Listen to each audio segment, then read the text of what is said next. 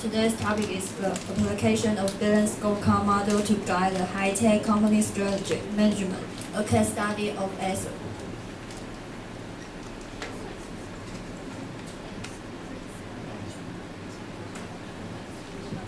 And this part is literature review, and first I'm going to talk about conceptual framework of the balanced scorecard, origins and the evolution of balanced scorecard. Kaplan and Norton, they design this balanced scorecard model is for a comprehensive tool to allow managers to directly monitor their company's performance by several different ways. Because there are many old strategy tools, just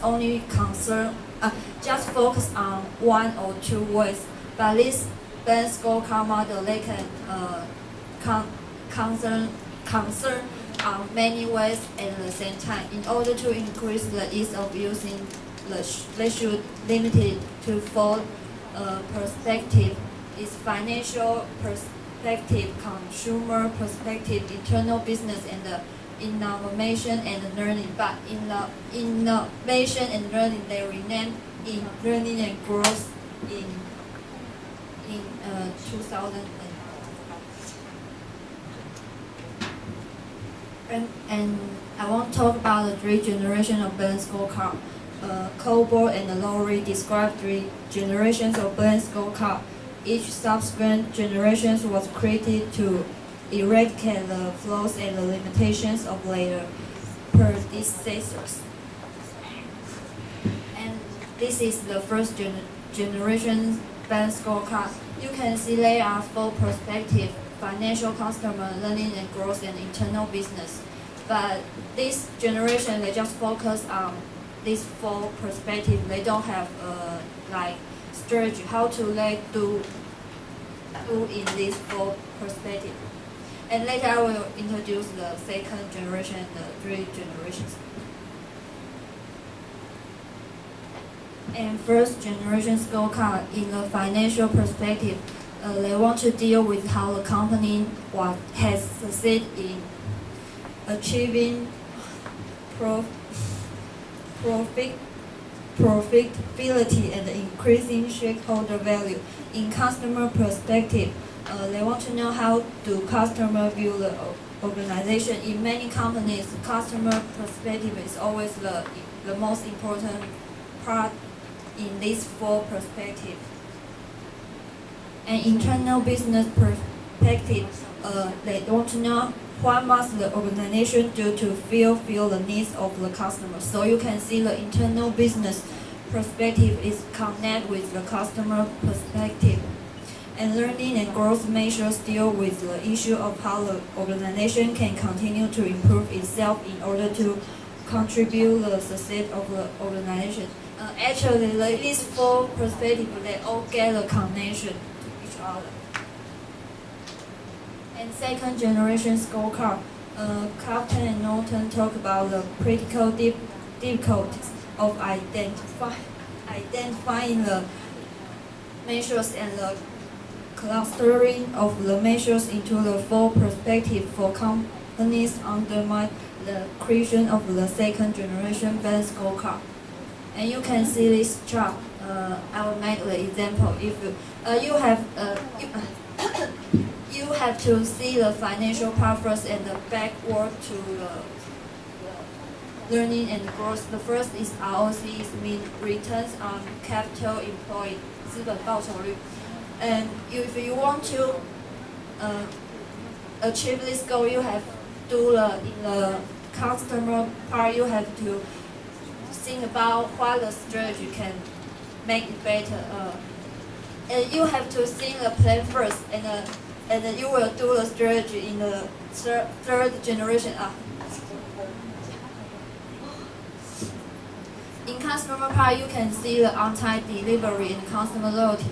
They are two important points for the customer part. And the internal business process, you can see the process quality and the process cycle time. And the learning and growth part, you can see employee schooling. You can see this, all the plans are connection to each other. You have to finish one and you can and then you can just you have to follow this by step.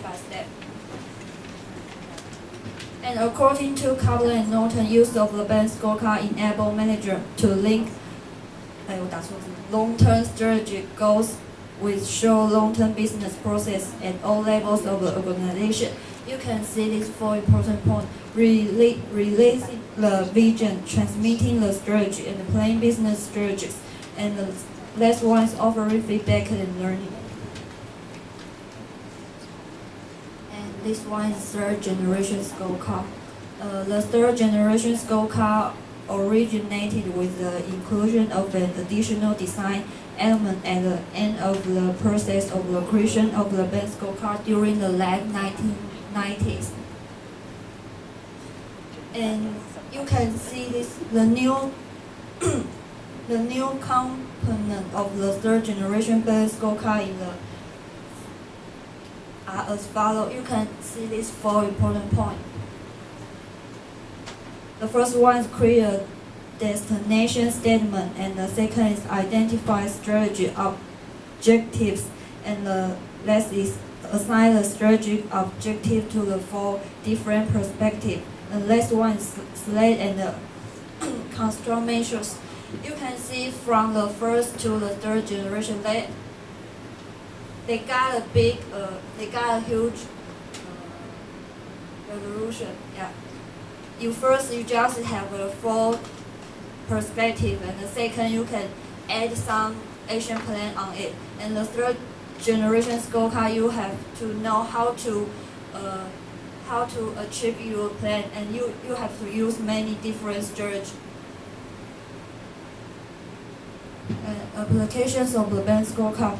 According to the Anderson, the band scorecard can be utilized to fulfill various strategy management objectives, and they have 5 advantages. The first one is helping management to focus on specific strategy objectives. There are too many examples, so I just put the concept. And the second, promoting the integrations of strategy objectives and the organizational performance. The third one is ensuring investment of time and resources in activities identified as top priorities, and highlighting the importance of engaging in the continuous process of changing and learning. And the last one is ensuring the compatibility of goals and the reward within the organization. Okay, this is my presentation today.